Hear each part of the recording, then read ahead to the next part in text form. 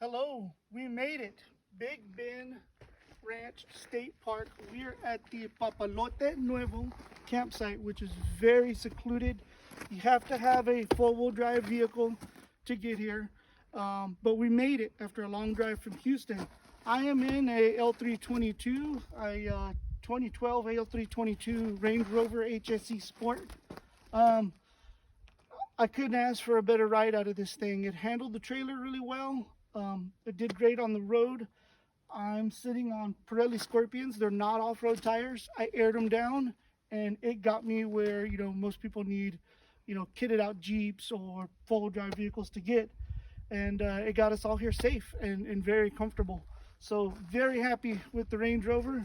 I am looking at upgrading soon, so stand by for that.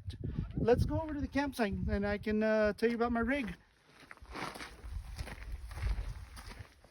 This is my custom built trailer. I actually started building this trailer like 5 years ago.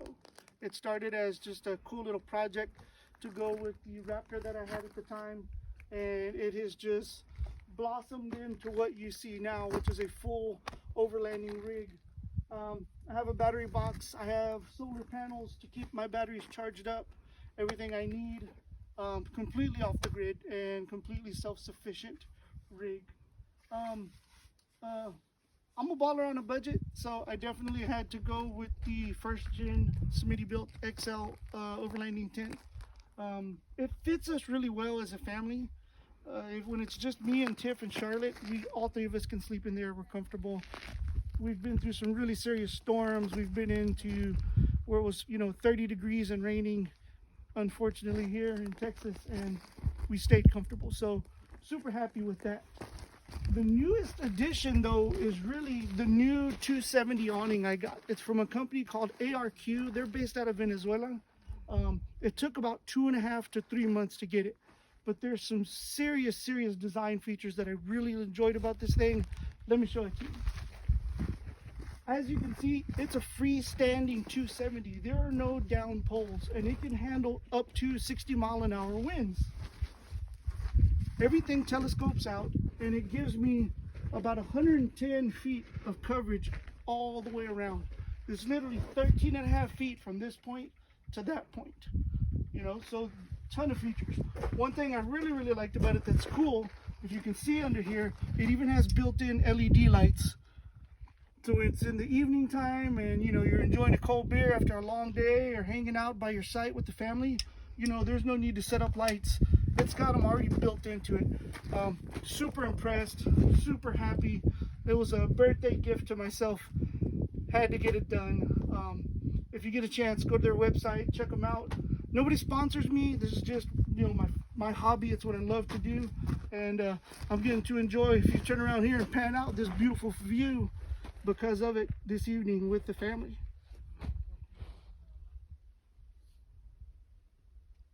Now, if you come back over this way, there are a couple of key things you need to do to be able to come out here. You can use a regular cooler.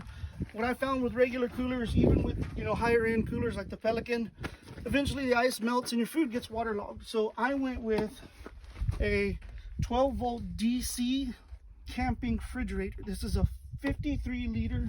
It's an entry-level product, but Amazon gave me a 5-year warranty for $27. So will I take their $380 cooler, and if it breaks in a year, just go get a new one?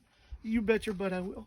Nobody else on the market can offer that. So if you go to Amazon, this one's made by Costway. They sell under like 20 different brands. You can buy Costway or you can buy Stay Cool. It's really convenient. It opens up right here in the top. It's got a little LED light in there. We got food in here for 4 people for like 3.5 days. So it really surprised me once we got all that in there. I didn't think we were gonna have enough room, and it worked out really well. So super happy with the product so far. If I break it, got a 5-year replacement warranty from Amazon, and I mean, I couldn't pass that up. So yeah, I didn't buy a $1,000 cooler. I bought the $380 cooler and save some more money for beer. If you make your way around this way, there are some comfort options I did. This right here is just a piece of square tubing I through together and mount it on the side. It moves up and down, so when I'm not using it, it stores into the trailer. And it's my bar. And I have an old Coca-Cola bar stool my dad gave me a couple years ago. And where I go, I have my bar stool and my bar. I can sit here, enjoy the view, enjoy a cold beer, enjoy some scotch, enjoy an old-fashioned, you name it. Just another one of those things that I just did. This is really cool. Wanted it to look kind of ragtag, almost hillbilly country look. And fortunate enough to have some pieces of redwood that are like 50 or 60 years old laying around. So I put them on here because, you know, I thought to just give it a rugged look. About the trailer, it's 2-inch by 2-inch square tubing. I have a 3x3 Schedule 40 piece of square tubing running down the middle to support everything.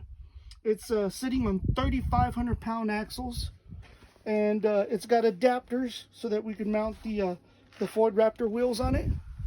But other than that, it's just strong leaf spring axle. Works really well. To test it out, we took it off-road at like 90 just to see if we could break it, and we broke a weld, but it stayed together for the most part. We tacked it up, put it back together, and I haven't had a problem since. So super happy with that.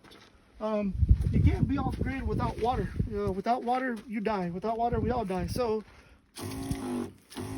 I've got a 15-gallon water system. Once again, you know, I got to be budget savvy. I got kids to put through college. This actually came from Harbor Freight, and I just adapted it and hooked it over to our battery system. Runs off 12 volt, holds 15 gallons. 15 gallons usually last about 3 days for 3 people with washing hands, quick showers, you know, cleaning up, stuff like that. So we bring some extra water just in case, but it works really well. I mean, I enjoy it, and I squirt the kids every now and then when they smell. Over here, this is, you know, there's no porta potty at this place. You have to bring it with you. Unfortunately, you also have to take it out. You have to be environmentally conscious when you're doing this stuff, because you want to be able to enjoy this again. You want your kids and your family to be able to enjoy it. So here is a shower, and that's my loo. And by loo, I don't mean my buddy from work. Okay, the cool thing about this is I can take this sprayer that I have here and stick it right in through the top and take a quick shower. The water typically warms up pretty well during the day, so it's not necessarily a cold shower. In the summertime, it's a hot shower. It works really well for that, but it makes it so that we can enjoy everything out here. And you know, this didn't happen in one day, guys. Like I said, I've been building and working on this for years. I really enjoy it. I love it. And I've done some things, you know, like I use Unistrut to build my frame because I didn't want that welded. I don't have a place to have 3 or 4 different trailers. So if I got work to do, all of this can come apart and I can use this trailer as a work trailer. And it typically takes me and my son about 2.5 hours to break it down. But I think the sacrifice is worth it, because having another trailer in my driveway with my 3 or 4 vehicles and tools and everything else, it's just not going to happen. Come around to the other side. I have a really budget-friendly battery box I built. I'll actually start right here. These are the solar panels. Now, I was kind of I try to be optimistic at times. I heard good things about the Harbor Freight solar panels. Can you see the blue LEDs? That means these things are still generating energy, and the sun's not even up right now. And that's how sensitive they are. They work good. The battery stays charged. I'm charging tablets. I have lights mounted under here, and you know, I went full nerd on these, so of course I had a remote to turn them on and off. I can actually turn the water system on and off from here. You know, all kinds of things like that with the remote. But it's just basically a deep cycle battery. And before you look in here, you got to excuse the wiring a little bit. I have layers of stuff. I think after this season, we're going to pull it apart and kind of clean it up. But there's just a lot going on in here wiring wise. But I'll make it simple. This is our monitor for our solar power. This is our deep cycle battery. This is my rat's nest of wiring I gotta replace. Okay, I know that. You can make rude comments later, but it does what I need it to do for now, and I'll make it pretty later. I'll take functionality over being pretty any day, with the exception of, you know, the lady I'm married. She's got to be pretty and she functions well. So that's about it. That's kind of the whole deal. There's fun stuff that I've done with this thing. There is a high lift jack on this trailer. I will tell you this, don't waste your money. I've had a high jack. I've actually had 2 of them, and in 5 years I've never used it, not once. It just looks cool. So when Jeep guys drive by, they're like, cool jack, and I'm like, whatever, dude. The one thing I did get though that I will like, because self-recovery is going to be important, especially when it's me and the kids out here and the family, I did get a set of recovery tracks. I've heard nothing but good things about them. I'm hoping to get to use them. They're brand new, and let me show them to you real quick just so you can see.